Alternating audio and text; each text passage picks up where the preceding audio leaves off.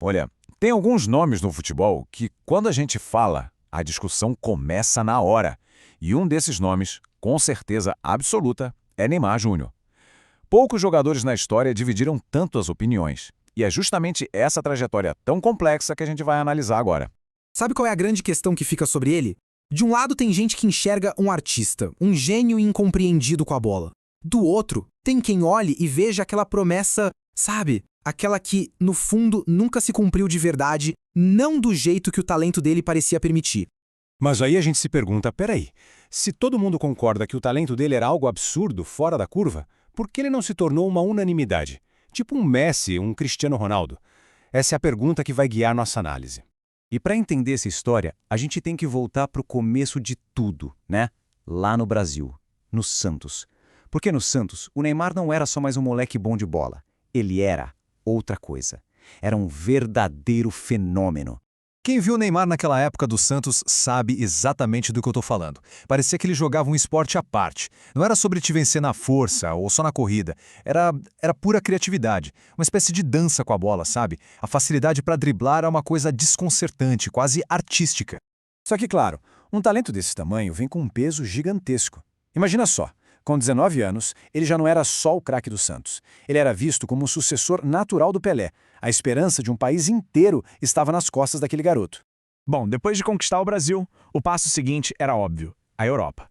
E o destino foi o Barcelona. Uma mudança que não foi só de clube, foi algo que transformou completamente o jogo dele para sempre. E pensa no desafio, chegar lá e jogar do lado de ninguém menos que Lionel Messi. Muitos poderiam se encolher, tentar competir, mas o Neymar, para ele, aquilo foi uma verdadeira aula de mestre. Ele foi inteligente, aprendeu a ser mais coletivo, a decidir o jogo mais rápido, a encontrar o seu espaço naquele time de estrelas. E o resultado disso foi simplesmente espetacular. Ao lado de Messi e Suárez, ele formou o MSN, um dos ataques mais letais que o futebol já viu. Ele foi decisivo em tudo, final de Champions, clássicos, nos maiores palcos.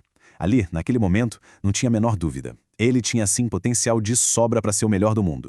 Só que aí, bem no auge, quando tudo parecia perfeito, veio a decisão.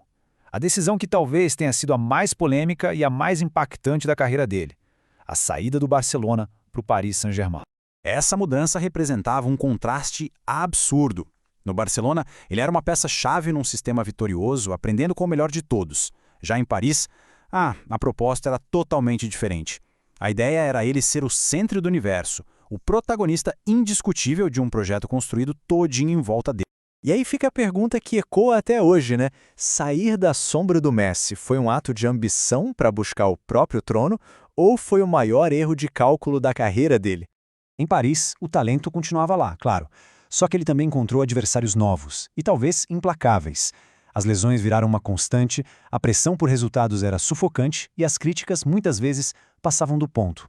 No fim, o maior adversário do Neymar passou a ser o próprio corpo.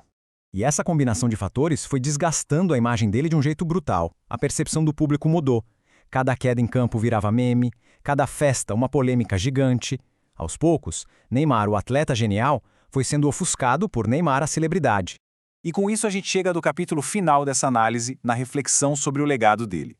Afinal, o que é que ficou faltando para ele alcançar o topo do Olimpo do futebol? E aqui está o ponto crucial de todo o debate. É impossível chamar de fracasso uma carreira com tantos títulos, tantos momentos mágicos. Impossível. Mas, ao mesmo tempo, fica aquela sensação, sabe? Aquele sentimento de que o potencial era ainda maior, de que ele poderia ter ido além. Isso também é inegável. Então, o que foi? Será que foi uma questão de disciplina? Essa é uma crítica que sempre fizeram a ele, sobre o estilo de vida, o foco fora de campo. Ou quem sabe faltou sorte. Pensa bem, as lesões e momentos decisivos, seja no clube ou na seleção, com certeza tiveram um peso enorme na trajetória dele. Ou no fim das contas, tudo se resume às escolhas? Aquela decisão de ir para Paris, por exemplo, para muita gente, foi ali o ponto de virada, o momento que o desviou do caminho para ser o número 1.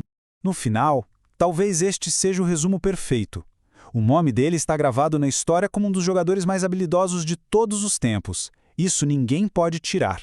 Mas aquela pulga atrás da orelha, aquele IC, isso provavelmente vai acompanhar o legado dele para sempre. E para encerrar, fica a provocação. A trajetória de Neymar foi vítima de uma expectativa desumana e de críticas injustas? Ou foi ele mesmo o principal responsável por não ter alcançado o trono que o seu talento prometia? A resposta, essa, talvez, só a história poderá dar.